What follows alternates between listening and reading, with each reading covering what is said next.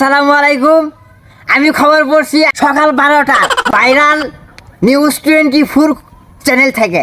এখন শুনবেন আপনারা সংবাদ শিরোনাম। আমাদের বাংলাদেশে এক লোক সোনার হাঁস কিনবা যে খুব মহা বিপদে পড়লেন। এখন শুনবেন বিস্তারিত। দেখেন ভাইরা আমাদের বাংলাদেশে কিছু বাটপার আছে মানুষের ঠকানোর জন্য সোনার হাঁস কোনোদিন ডিম পারে। সোনার হাঁস এই ডিম পাড়া উপলক্ষে এই ডিম পাড়া ঘোষণা নিয়ে মানুষের কাছে হাঁস বিক্রি করে 2 লক্ষ, 1 লক্ষ, 3 লক্ষ, 5 লক্ষ টাকা দামে। এটা কি ঠিক হচ্ছে? আরেক লোকের কিভাবে ঠকাবে, এই খালি বাংলাদেশের লোকের চিন্তা ভাবনা। খালি বাংলাদেশে না, সারাটা বিশ্বে এখন মানুষ যে পরিস্থিতিতে আসে, এখন মানুষ সোনার হাঁস এবং আরো অনেক আছে, সবকিছু নিয়ে মানুষ খালি বাটপারি শুরু করছে। এখন আপনারা দেখেন তাহলে এই লোকটার অবস্থা কি।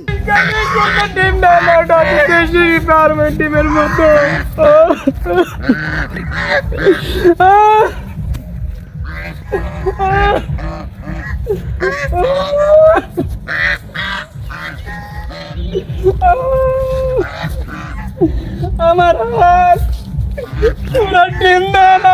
আসলে ভাই আমি দেখতে পাচ্ছি আপনি হাঁসের পিছে পিছে ঘুরতেছেন আর কাঁদতেছেন। আসলে মূল কাহিনী কি ভাই বলেন তো? আমি একজনের কাছে হাঁস জোড়া কিনে নিলাম। হে কইছে কি ডিম পারবো, স্বর্ণের ডিম। হে লিপ করে আমি হাঁস জোড়ারে কিনলাম। কেনার পরে দেখতেছে এটা সোনার ডিম দেয় না, আর ওটা কাছে দেশি মুরগির মতো ডিম দেয়। আসলে আমি লোভ করে ফেলছি বেশি, তাই আমি বেশি দাম দিয়ে কিনে আলাইছি। আজকে আমি আসলে দর্শক, উনি ভাবছিলেন যে আসলে ওই যে গল্পের মধ্যে শুনেছিলেন যে সোনার ডিম পাড়া হাঁস, তো উনি ওটাই ভেবেছিলেন, কিন্তু আসলে এমনটা কিন্তু নয়। এটা আসলে গল্পে হয়, বাস্তবে কিন্তু হয় না। আসলে সেই এই প্রতারণার শিকার হয়েছে। আমার হাঁস সোনার ডিম দেয় না।